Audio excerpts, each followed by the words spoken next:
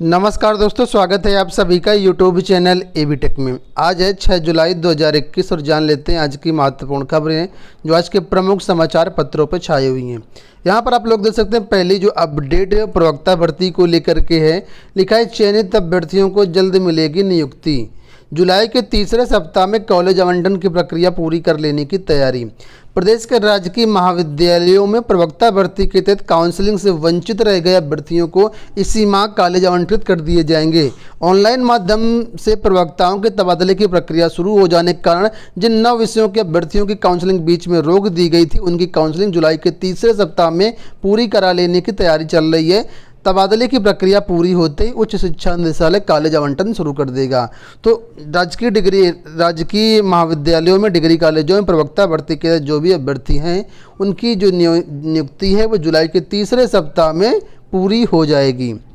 दूसरी अपडेट यहाँ पर 69,000 शिक्षक भर्ती के अभ्यर्थियों को लेकर के लिखा है कि सत्यापन के लिए शिक्षक भर्ती के अभ्यर्थियों के अंक अपलोड। कल ही ये न्यूज आई थी कि बहुत सारे ऐसे अभ्यर्थी जिनके पास सुपर टीटी की मार्कशीट नहीं है और सुपर टीटी की मार्कशीट डाउनलोड करने का भी कोई ऑप्शन नहीं, साथ में जो है वो पीएनपी कार्यालय से कोई भी हल नहीं निकल पा रहा है।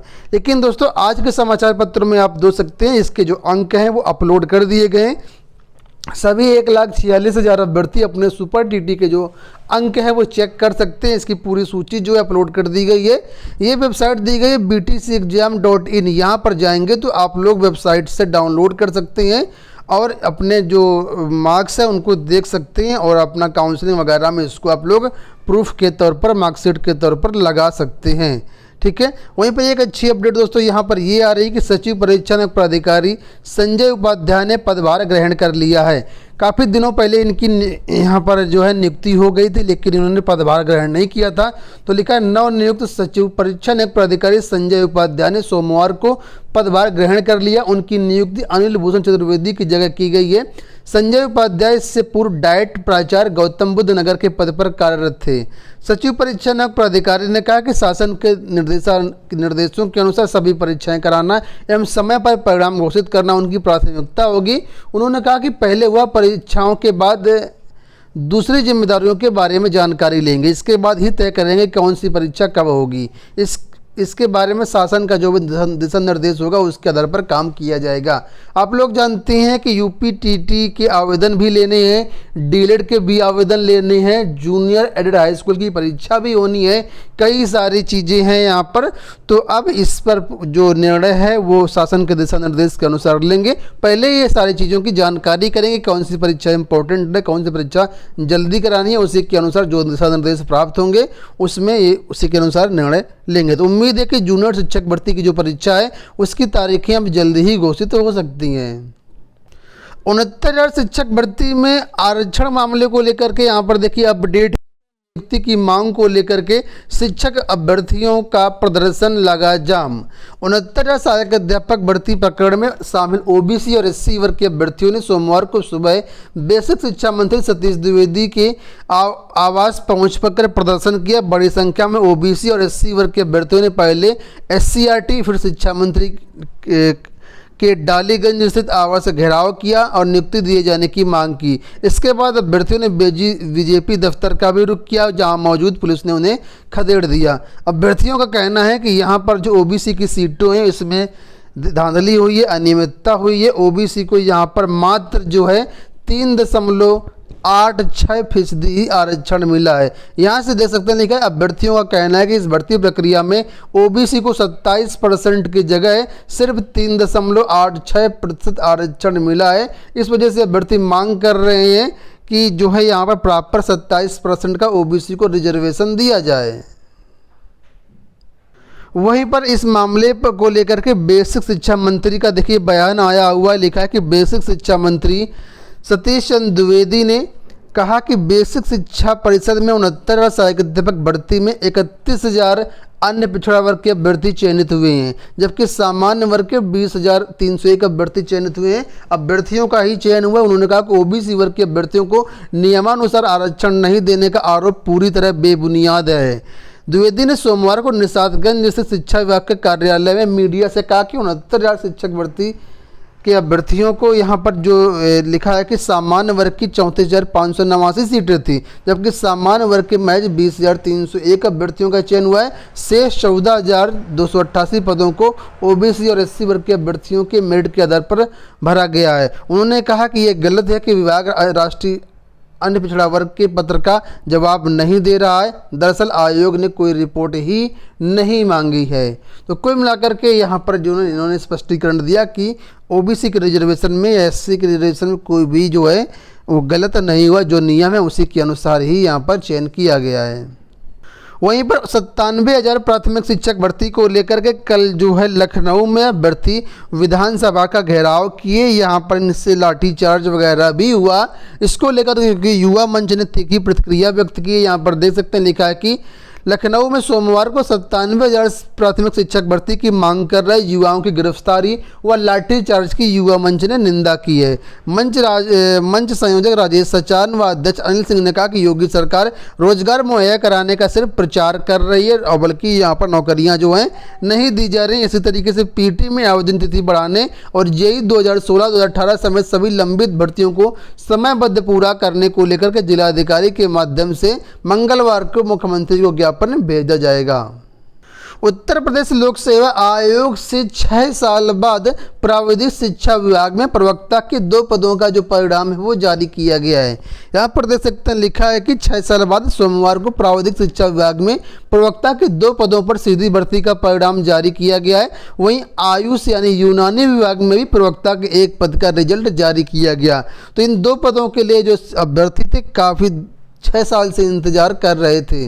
बढ़ते हैं अगली अपडेट की तरफ। यहाँ पर अपडेटेड टीजीटी पीजीटी समायोजन को लेकर के ये जो अभ्यर्थी हैं ऐसे अभ्यर्थी जो कि चयनित हैं, चयनित होने के बाद भी इनकी कॉलेजों में ज्वाइनिंग नहीं दी जा रही। तो उसी को लेकर के यहाँ पर देखिए लिखा है कि उत्तर प्रदेश माध्यमिक शिक्षा सेवा चयन बोर्ड से टीजीटी एवं प्रवक्ता पद पर चुने गए अभ्यर्थियों ने सोमवार को चयन बोर्ड अध्यक्ष एवं सचिव उप सचिव को ज्ञापन सौंपकर समायोजन की मांग की। उप सचिव को सौंपे ज्ञापन में चयनित टीजीटी प्रवक्ता के अभ्यर्थियों का कहना था कि चयन बोर्ड ने जो विद्यालय आवंटित किया है वहाँ संबंधित विषय के शिक्षक का कोई पद खाली नहीं है। चयनित शिक्षकों ने किसी दूसरे विद्यालय में समायोजन करने की मांग की है। ज्ञापन सौंपने वालों में कई सारे अभ्यर्थी शामिल थे। यहाँ पर आप लोग फोटो वगैरह देख सकते हैं। बढ़ते हैं अब अगली अपडेट की तरफ। यहाँ पर अपडेट है एलटी ग्रेड को लेकर के। एलटी ग्रेड को लेकर के लगातार धरना प्रदर्शन हो रहे थे। कल भी धरना प्रदर्शन हुआ निदेशालय पर, लेकिन सिर्फ और सिर्फ आश्वासन ही मिला। कोई ठोस जो है डेट वगैरह नहीं जारी की गई। अभ्यर्थियों का कहना है कि हमें विज्ञप्ति जारी कर दीजिए कि कब से आपका पोर्टल खोलना है, क्योंकि पिछली मीटिंग में कहा गया था कि 16 से 22 जुलाई के बीच पोर्टल खोल दिया जाएगा ज्वाइनिंग के लिए, लेकिन अभी तक पोर्टल को लेकर कोई भी विज्ञप्ति जारी नहीं हुई है। तो आज भी देखिए शेर सिंह की तरफ से यहाँ पर अपडेट दिया गया है कि साथियों पिछले बृहस्पतिवार को अनुराधा शुक्ला मैडम जी से जो आश्वासन मिला था कि 16 से 22 जुलाई के अंदर किसी भी दिन आपका पोर्टल खोल दिया जाएगा। उन्होंने कहा था कि हम 1-2 दिन में इसकी प्रेस विज्ञप्ति जारी कर देंगे, जो अभी तक जारी नहीं की गई। अतः साथियों निवेदन है कि कल 7 जुलाई को जो भी अभ्यर्थी जाना चाह रहे हैं वो लखनऊ जाएं और इस पर जो है वो पोर्टल खुलवाने के लिए आधिकारिक प्रेस विज्ञप्ति जारी कराने की कृपा करें। तो जो भी अभ्यर्थी जाना चाहें जा सकते हैं। कल कई सारे अभ्यर्थी जो हैं वो लखनऊ जा रहे हैं। दरोगा भर्ती की बात कर लेते हैं। तो लिखा दरोगा भर्ती में आयु सीमा में छूट की मांग। इलाहाबाद हाईकोर्ट ने 2021 की दरोगा, प्लाटून कमांडर, पीएसी व फायर स्टेशन ऑफिसर भर्ती में अभ्यर्थियों को आयु सीमा में छूट देने की मांग को लेकर के दाखिल याचिका पर राज्य सरकार से जानकारी मांगी है। याचिका की सुनवाई 12 जुलाई को होगी। याचिका का कहना है कि 16-17 में 2020 तक के खाली पदों की भर्ती की जा रही है। ऐसे में आयु सीमा में छूट दी जानी चाहिए। यह आदेश न्यायमूर्ति MC त्रिपाठी ने रजत दीक्षित व 13 अन्य की याचिका पर दिया है। ठीक है। CBSE बोर्ड परीक्षाओं को लेकर के एक बड़ा अपडेट आ रहा है। लिखा है कि 2 बार में होंगी CBSE परीक्षाएं। कोरोना महामारी के मद्देनजर वर्ष 2022 के लिए विशेष मूल्यांकन सूचना। आप लोग जानते हैं पिछले 2 वर्षों से हर साल कोरोना की लहर आ जाती है और ऐसे में जो है CBSE हो या कोई बोर्ड उसकी परीक्षाएं ठप हो जाती हैं, छात्रों को प्रमोट करना पड़ रहा है। ऐसे में यहाँ पर CBSE ने कुछ चेंजेस किए 2022 की परीक्षा के लिए। CBSE बोर्ड का कहना है कि 2021-22 में 10वीं और 12वीं की बोर्ड परीक्षाओं के लिए एक विशेष मूल्यांकन योजना की घोषणा की है।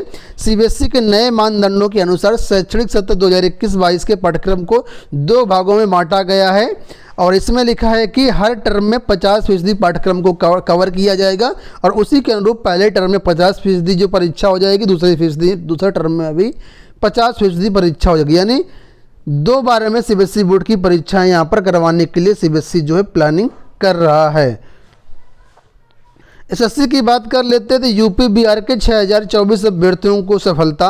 कर्मचारी चयन आयोग की ओर से आयोजित सीजीएल यानी कंबाइंड ग्रेजुएशन लेवल परीक्षा 2019 में टीयर 3 में 45,461 अभ्यर्थियों को सफलता मिली है। इसमें एसएससी मध्य क्षेत्र के अंतर्गत जो है 6024 अभ्यर्थियों को इसमें सफलता मिली। अब सफल अभ्यर्थियों का स्किल टेस्ट व शैक्षणिक दस्तावेज सत्यापन करने की प्रक्रिया शुरू की जाएगी। जो अभ्यर्थी इसमें सफल होंगे उन्हें असिस्टेंट ऑडिट ऑफिसर व जूनियर सांख्यिकी अधिकारी के अलावा केंद्र सरकार के अंतर्गत इनकम टैक्स, वित्त, रक्षा, पर्यटन सहित अन्य विभागों में नौकरियां जो हैं वो दी जाएंगी।